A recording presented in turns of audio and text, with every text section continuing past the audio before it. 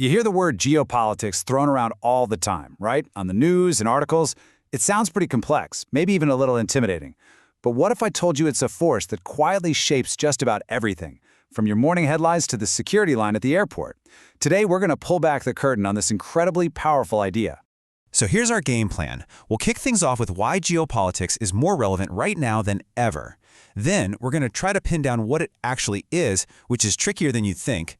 We'll dive into its surprisingly dark and controversial history, see how it made a major comeback, and then we'll bring it all home by showing how you, are a geopolitical theorist every single day. All right, first things first. Let's be clear. This isn't just some stuffy academic term. Geopolitics is about the real, messy, tangible world, and its consequences are written on the landscapes of our cities and in the stories of our lives. Look at this. This isn't abstract theory. This is the reality of geopolitics. What you're seeing are the suburbs of Beirut back in 2006 after weeks of bombing. When powerful countries label a place as dangerous or a threat, the result can be military assaults from the land, sea, and air, with ordinary people caught right in the middle. And this really gets to the heart of why it matters so much. The source material puts it bluntly: struggles over territory, over who controls a border, over who has the right to govern a place. These are literally matters of life and death. The stakes just couldn't be any higher. And you might be thinking, well, I live far away from all that. But geopolitics is part of your everyday life too. Those new biometric security checks at the airport, that's geopolitics. The headlines you scan about Afghanistan or Sudan, geopolitics. It's the invisible framework that helps us make sense of huge concepts, like the global war on terror and how interconnected our world really is. So, if it's this important, what in the world is it? Well, this is where things get really interesting, because it turns out even trying to define the word geopolitics is its own kind of battle. As one social theorist put it, the term is slippery. And I love that description because there's no single, easy, agreed-upon definition. But we can break it down into two major ways people understand and use the term. Okay, so the first way to think about it is as a kind of toolkit for world leaders. It's a way to create a simplified map of the world, a sort of cheat sheet that can help guide foreign policy and major security decisions. Think about powerful, simple labels like the Iron Curtain or the Axis of Evil. These aren't just descriptions, are they? No way. They create entire worldviews. They identify places, slap a label on them, and in doing so, they can help justify all sorts of political action. But there's a totally different approach.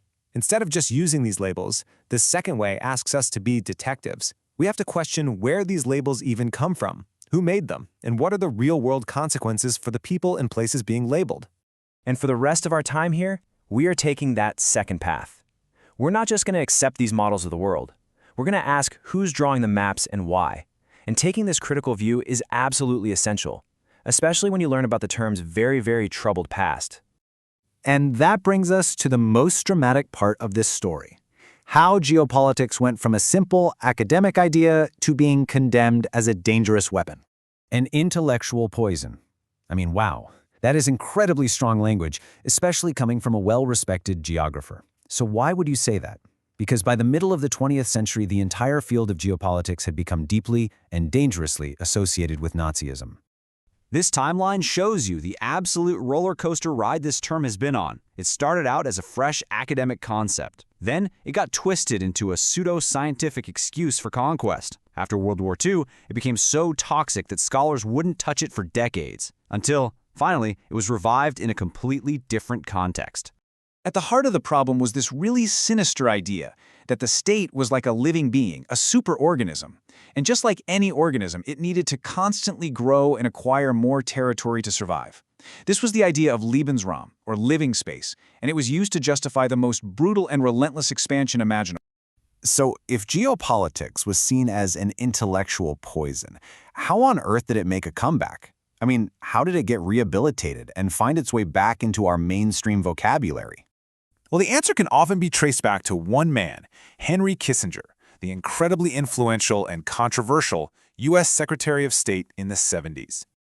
So right in the middle of the Cold War, during a period of détente in the Vietnam War, Kissinger basically dusted off the term geopolitics. He stripped away its toxic past and repurposed it as a kind of practical shorthand for talking about the world's new, very complex strategic map. For Kissinger, it was all about maintaining a global balance of power. It was about seeing the world as a grand chessboard, managing the rivalries between the great powers, the US, the Soviet Union, China, and finding ways to contain what he called Moscow's geopolitical ambitions. And this revival brings the whole story full circle, right back to us. Because geopolitics isn't just for secretaries of state or military generals, it's for all of us. This right here is such a key insight from the source material. Every time you try to make sense of a world event, form an opinion about another country, or even just watch a Hollywood movie, you are engaging in geopolitics. You're using your own mental map of the world to understand it. And some critical geopolitical writers have given us a fantastic way to understand this. They break it down into these three interconnected spheres that are constantly shaping our view of the world, whether we realize it or not. First, you've got formal geopolitics. That's the stuff from universities and think tanks. That then influences practical geopolitics, the actual speeches and policies of our leaders. And both of those feed into and are shaped by popular geopolitics. The movies we watch, the news we consume, the novels we read. It's all a constant feedback loop. So, the final crucial question to leave you with is this. Thinking geopolitically means being aware of all these forces. It means asking yourself, next time you're watching the news or a big blockbuster film, what vision of the world is this showing me? What story is being told about who the good guys and bad guys are? And maybe most importantly, who benefits from me seeing the world this way?